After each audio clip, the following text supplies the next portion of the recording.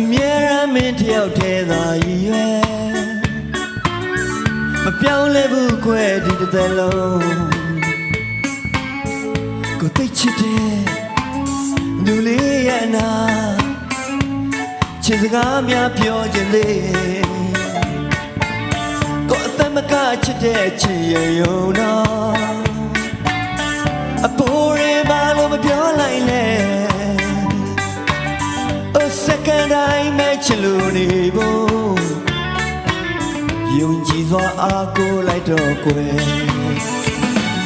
မင်းကလွယ်ပြီးကိုမချစ်ဘူးဘယ်တော့မှတခြားသူအစာမထိုးဘူးကိုချစ်အမင်းတယောက်တည်းတွေ့ဟိုအရှင်ဆုံးပဲမင်းကလွယ်ရဖို့မရှာဘူး